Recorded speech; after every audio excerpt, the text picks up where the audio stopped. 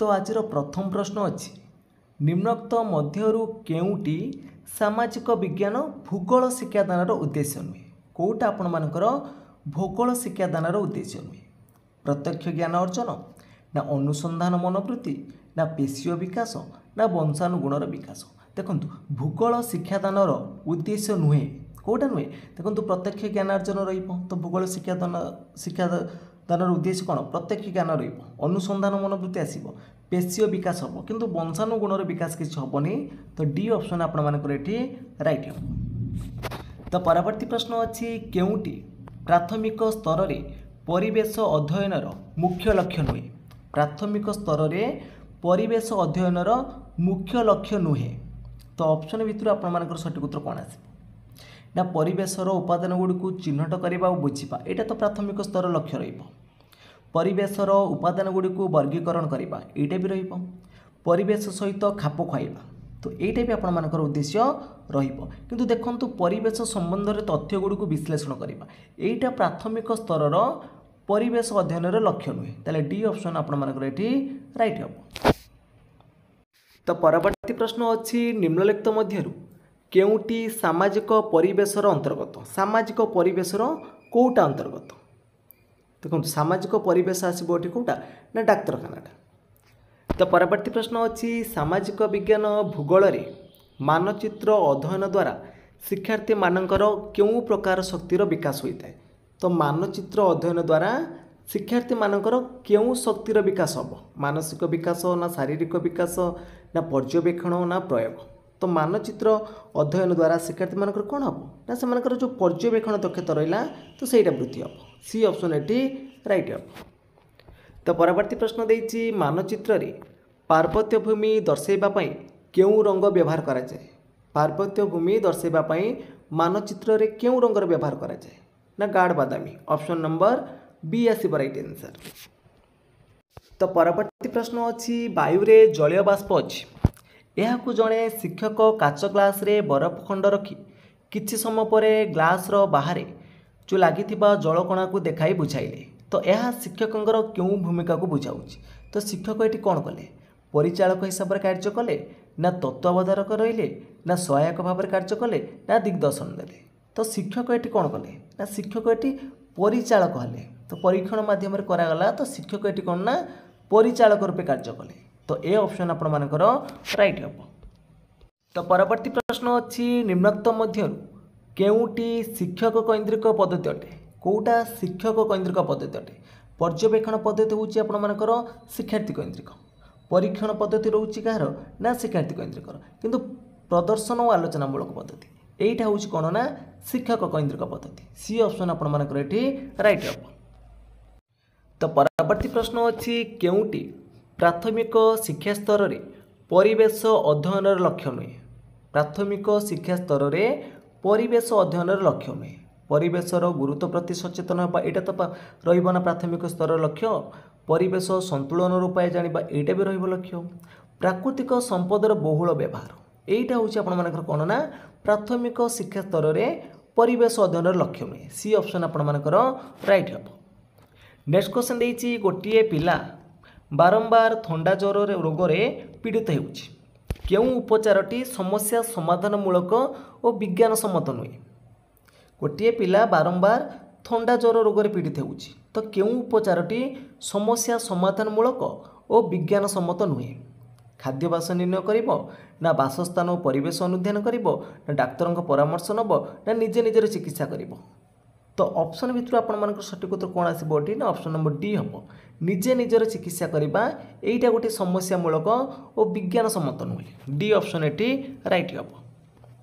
तो परवर्ती प्रश्न देखंतु परवर्ती प्रश्न देछि निम्नलिखित मध्यरु केउटी प्राथमिक विद्यालय रे परिवेश अध्ययनर गुरुत्व नुहे तो ऑप्शन भितर आपण मानकर सठिक उत्तर कौन आसो प्राथमिक विद्यालय रे परिवेश अध्ययनर गुरुत्व नुहे बोली पचारछि तो ऑप्शन भितर आपण मानकर सठिक उत्तर हो ऑप्शन नंबर डी हो ना परिवेश सुरक्षा पाई विभिन्न देशर जो निया जाउथबा पदक्षेप गुडी को अध्ययन करिबा एटा हबो डी ऑप्शन एटी राइट हबो। तो परवर्ती प्रश्न देखंतु परवर्ती प्रश्न कोन अछि बहुश्रेणीय शिक्षा कौशल प्रस्तुत कला बेले शिक्षक केउं दिगगुड़ी प्रति दृष्टि दे था शिक्षार्थी मानकर दल गठन पर दृष्टि देवे शिक्षकों चेयर टेबुल पढ़ार निर्दिष्ट स्थान पर दृष्टि देवे और स्व शिक्षण पर व्यवस्था रही है सब गुड़िक हम आपर ये कौन राइट आंसर डी ऑप्शन हम राइट। तो परवर्ती प्रश्न अच्छी सामाजिक विज्ञान इतिहास शिक्षादान में चिंता और प्रत्याशामूलक प्रश्न द्वारा विद्यार्थी मानकर कौन मपा जाई परिबो जो सामाजिक विज्ञान इतिहास रहा तो इतिहास शिक्षादान में जो चिंता और प्रत्याशामूलक प्रश्न द्वारा शिक्षार्थी मानकर बा विद्यार्थी मानकर कौन मपा जाई परिबो तो ऑप्शन भितर सठिक उत्तर कौन आसिबो ना नूतन विषय शिक्षादान संपर्क में ज्ञान तो ऑप्शन नंबर कौन आसिबो एठी डी हम आपण मानकर राइट आंसर। तो परवर्ती प्रश्न अच्छी कौन एक भौगोलिक स्थानर शैक्षिक उद्देश्य आधारित योजनाबद्ध पर्यवेक्षण को कौन कह जोटा आपण मानकर योजनाबद्ध पर्यवेक्षण हम ताकू कौन कह मुक्त पर्यवेक्षण ना नियंत्रित पर्यवेक्षण ना प्रत्यक्ष पर्यवेक्षण ना परोक्ष पर्यवेक्षण तो सठिक उत्तर आसो आपण मानकर कौन ना ऑप्शन नंबर बी आसो कहीं योजनाबद्ध होती हम आपण मानकर नियंत्रित पर्यवेक्षण। तो परवर्ती प्रश्न अच्छी निम्नलिखित केउं विषयटी परिवेश अध्ययन संबंधित प्रकल्प पद्धतिर अंतर्गत नुहे केउटा प्रकल्प पद्धतिर अंतर्गत नुहे पाग परिवर्तन वृत्ति चंद्रग्रहण ना परिवेश सुरक्षा तो सठिक उत्तर आसो ये ऑप्शन नंबर डी आसो चंद्रग्रहणटा। तो परवर्ती प्रश्न अच्छी जो वैज्ञानिक पद्धति द्वारा वैज्ञानिक तथ्य को सरल परीक्षण और नमूना माध्यम उपस्थापन कराए ताकू डैश कह जो वैज्ञानिक पद्धति द्वारा तथ्य गुड़ी सरल परीक्षण और नमूना माध्यम उपस्थापन करा क्यों पद्धति कह तो ये उपस्थापन करा कौन हम ना प्रदर्शन और आलोचनामूलक पद्धति ये तो पर्यवेक्षण किसी आसुनी तो उपस्थापन कराया कौन आसो ना प्रदर्शन और आलोचनामूलक पद्धति। तो परवर्ती प्रश्न अच्छी निम्नोक्त मध्यरु केउटी विज्ञान शिक्षार मुख्य लक्ष्य विज्ञान शिक्षार मुख्य लक्ष्य केउटा ऑप्शन देछि बौद्धिक विकास कर्मकुशलतार विकास आवेगिक विकास ए समस्त तो सठिक उत्तर हम ऑप्शन नंबर डी ए सब गुड़िक। परवर्ती प्रश्न अच्छी बाल्यावस्था शिशु केउं दुईटी परिवेश विषय धारणा पाई तो बाल्यावस्था शिशु केउं दुईटी परिवेश उपर धारणा पाई प्राकृतिक सामाजिक ना सामाजिक भौतिक ना भौतिक सांस्कृतिक ना सांस्कृतिक और सामाजिक तो सठिक उत्तर हम आपण मानकर कौन ना ऑप्शन नंबर ए प्राकृतिक और सामाजिक।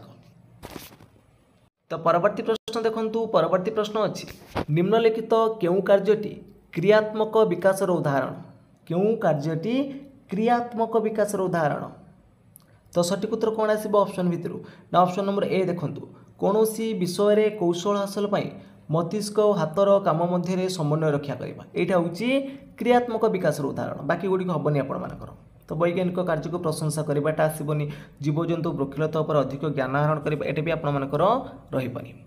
तो परवर्ती प्रश्न देती शिक्षादान तीन गोटे दिग हूँ कौन कौन शिक्षादान लक्ष्य शिक्षण अभिज्ञता आउ गोटे कौन ना आउ गोटे हूँ कौन तार ना मूल्यांकन सी ऑप्शन ये राइट हम।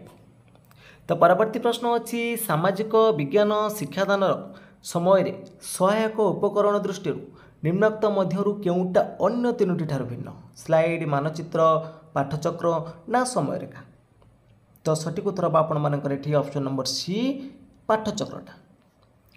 परवर्ती प्रश्न देखंतु परवर्ती प्रश्न देछि प्राथमिक स्तर रे यू उपत्यका पढ़ेबा पई निम्नलिखित केउं पद्धति सर्वोत्कृष्ट चित्र प्रदर्शन ना नमूना प्रदर्शन ना श्रेणीगृह प्रदर्शन ना क्षेत्र परिभ्रमण तो प्राथमिक स्तर रे यू उपत्यका पढ़ाई हेले केउं पद्धतिटा सर्वोत्कृष्ट अटे सठिक उत्तर हम आपण मानकर एठी ऑप्शन नंबर डी हम तो क्षेत्र परिभ्रमण हम राइट आंसर। तो परवर्ती प्रश्न देछि केउं उक्तिटी भूल अटे केउं उक्तिटी एठी भूल अछि प्रकल्प पद्धति मनोविज्ञान सम्मत ए उक्तिटा ठीक अछि प्रकल्प माध्यम आत्मविश्वास वृद्धि पाइब एटा ठीक अच्छी प्रकल्प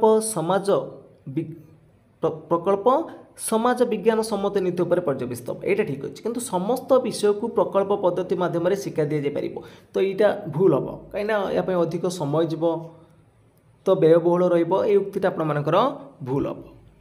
तो परवर्ती प्रश्न देछि पर्यवेक्षण पद्धतिर सोपानगुड़ी को असजड़ा क्रम लिखा जाइछि। तो निम्नोक्त मध्यरु उपयुक्त सजड़ा क्रमटी कौन हम जो PQRS देछि तथ्य विश्लेषण श्रृंखलित पर्यवेक्षण अनुध्यान सिद्धांत निरूपण आउ तथ्य संग्रह। तो उल्टा पाल्टा करिक अछि तो सजाड़ी लिखिले क्यों क्रमटा ठीक आसीबो। प्रथमे कौन हम ना प्रथमे आम श्रृंखलित पर्यवेक्षण अनुध्यान करवा क्यू ऑप्शनटा आगे आसो आपको तापर कौन हम ना तापर आम तथ्य संग्रह करवा सेकेंड रे एस आसो तापर आम तथ्य को विश्लेषण करवा पी आसो शेष रोचे सिद्धांत निरूपण करवा ताले QSPR ऑप्शन नंबर डी हम राइट आंसर। तो परवर्ती प्रश्न अच्छी केउं सबु विषय वस्तु परिवेश विज्ञान अंतर्गत केउं सबु विषय वस्तु परिवेश विज्ञान अंतर्गत देखो ये भाषा रही गणित रही है ये भी भाषा अच्छी रही ताले कौन हम विज्ञान भूगोल इतिहास आउ राजनीति विज्ञान। परवर्ती प्रश्न अच्छी सामाजिक विज्ञान पाठर बोध उद्देश्य सहित केउंटा संपृक्त नुहे बोध उद्देश्य सहित केउंटा संपृक्त नुहे बोध उद्देश्य सहित आपण मानकर कारण दर्शाओ रहिबो संपर्क निर्णय रहिबो पार्थक्य दर्शाओ सब रहिबो किंतु ऐतिहासिक रेखा मानचित्र अंकन करबा तो पिलाटे जदि मन रखिथिबो मानचित्र अंकनर ताले एटा ज्ञान भित्तिक आसीबो ज्ञान प्रयोग रहिबो किंतु एटा हबनी आपण मानकर बोध भित्तिरे। तो परवर्ती प्रश्न अछि परिवेश संस्पर्श रे शिक्षार्थी मैंने आसिले कौन हुए तो परिवेश संस्पर्श रे आसिले से कौतूहल सृष्टि हम मनरे प्रश्न आसो चिंता करिया प्रवृत्ति सृष्टि हम तार सब गुड़िक रहिबो तो डी हम एठी राइट आंसर।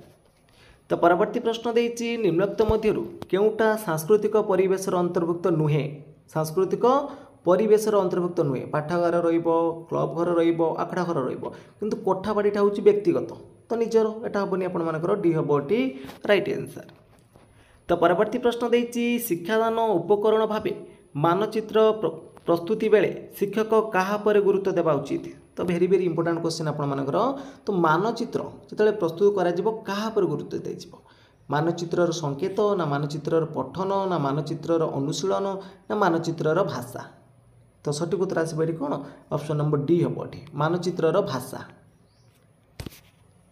तो परवर्ती प्रश्न अच्छी इतिहास शिक्षादान रे समय रेखा व्यवहार करा जाए कारण शिक्षार्थी माने कौन ना समय रेखा व्यवहार करने द्वारा शिक्षार्थी मानकर कौन हम विकास घटब ना समय रेखा व्यवहार द्वारा कौन हम ना देखो एक समय घटी दुई बा ततोधिक ऐतिहासिक घटना मध्य संपर्क स्थापन करें ठीक हम ऐतिहासिक घटना गुड़ी को सहजरे मन रखिपारे यहाँ भी ठीक हम तो ऐतिहासिक घटना गुड़ी को क्रमान्वय कहीपर यहाँ भी ठीक हम ताले समस्त कार्य कर धर आप 1526 बाबर हूँ कौन इब्राहिम लोदी मध्य पानीपत युद्ध होता है 1527 कौन होता 1528 कौन होता एमती तो क्रमान्वय से मन रखिपार तो डी ऑप्शन एटी राइट हम।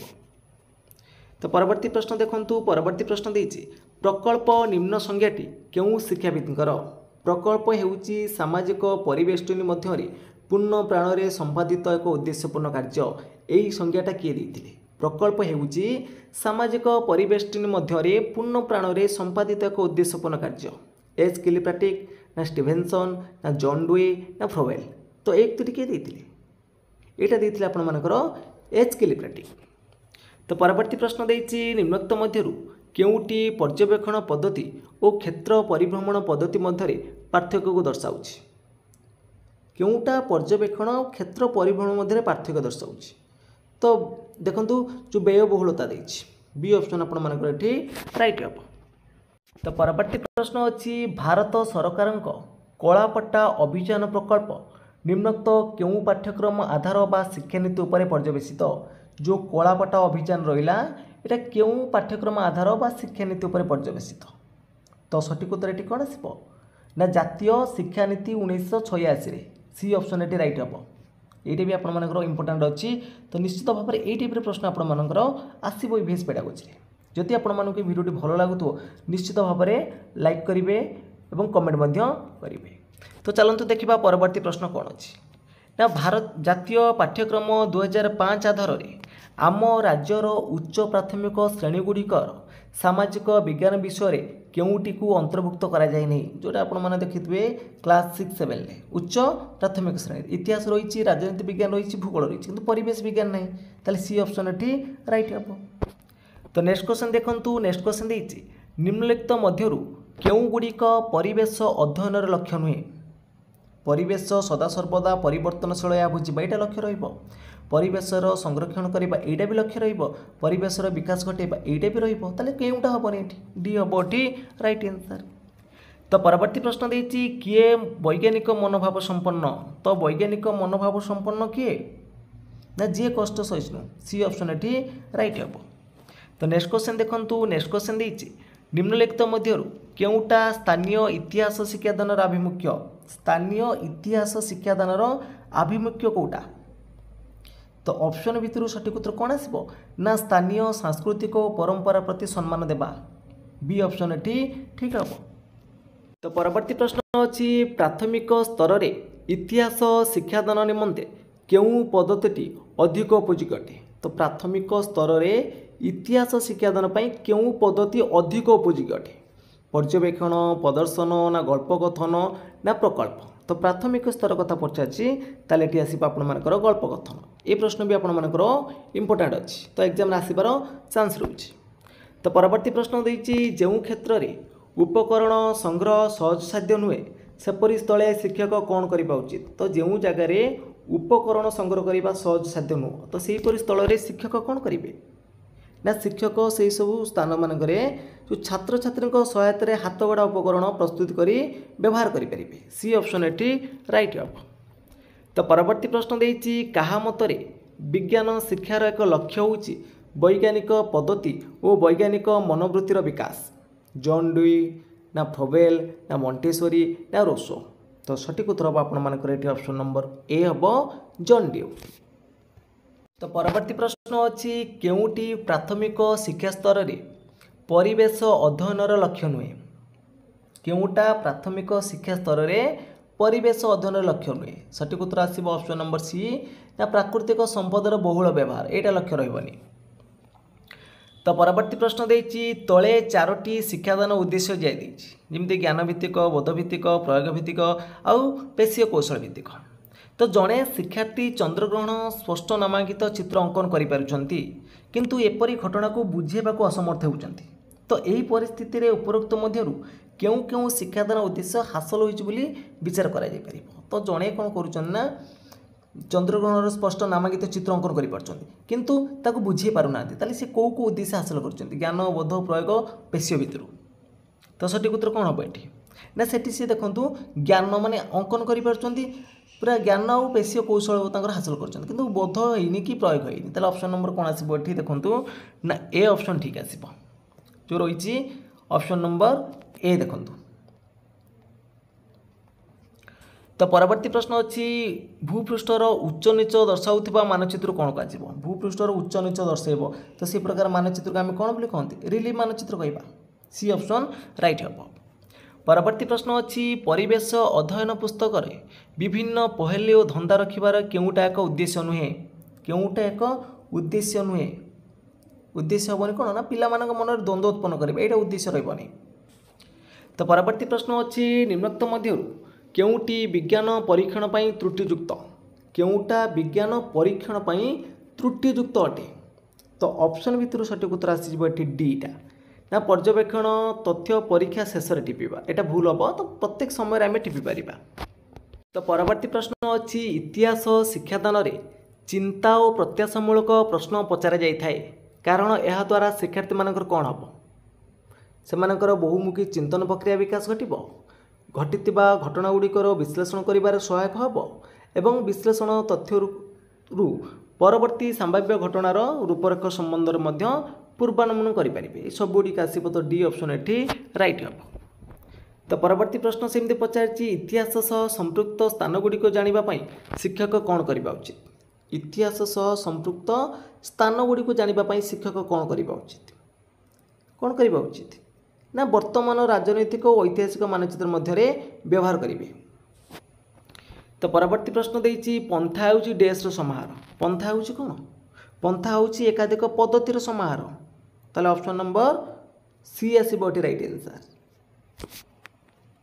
ତ ପରବର୍ତ୍ତୀ ପ୍ରଶ୍ନ ଅଛି ଆମ ରାଜ୍ୟରେ ପରିବେଶ ଅଧ୍ୟୟନକୁ ଏକ ସମନ୍ୱିତ ପାଠ୍ୟକ୍ରମ ରୂପେ କେଉଁ ଶ୍ରେଣୀମାନଙ୍କରେ ପ୍ରଚଳନ କରାଯାଉଛି? ଯେଉଁ ପରିବେଶ ଅଧ୍ୟୟନକୁ ଏକ ସମନ୍ୱିତ ପାଠ୍ୟକ୍ରମ ଭାବରେ प्रथम और द्वितीय श्रेणी प्रचलन कराउछि ए ऑप्शन एठी ठीक हम।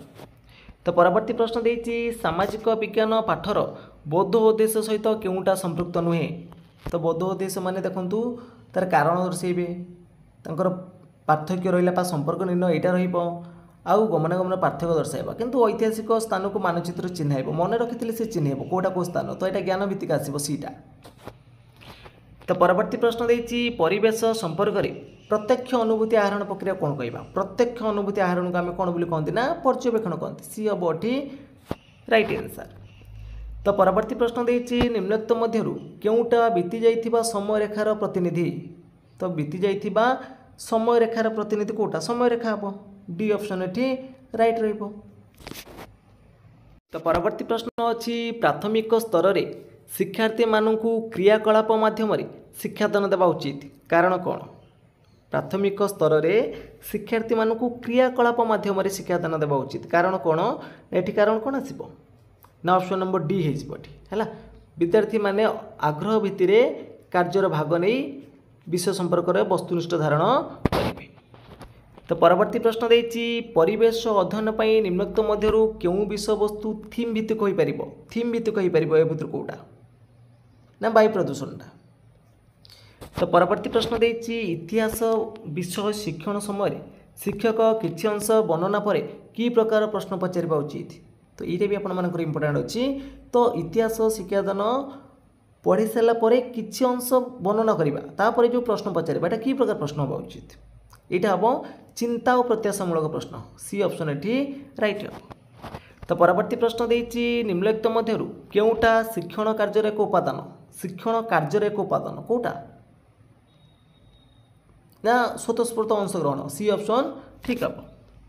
तो परवर्ती प्रश्न देछि केउ मसियारे भारतर प्राथमिक शिक्षा क्षेत्र में विज्ञान और सामाजिक पाठ परिवर्ते परिवेश अध्ययन पाठ्यक्रम प्रवर्तन करने सुपारिश करागला 1968 ना 1977 ना 1986 ना 1992। तो ये प्रश्नर सठिक उत्तर कौन हम आपण मैंने कमेंट बॉक्स रे जणाइबे। तो फ्रेंड्स आज क्लास टी सरी जाइए यदि आपण मानक ये क्लास टी भल लगी निश्चित भाव में लाइक करेंगे कमेंट करेंगे ता सहित शेयर करेंगे और जो पिला माने कि चैनल को प्रथम थर पर विजिट करुवे चैनल को सब्सक्राइब कर रखिए। तो फ्रेंड्स आज पे एतिकी जय जगन्नाथ जय हिंद।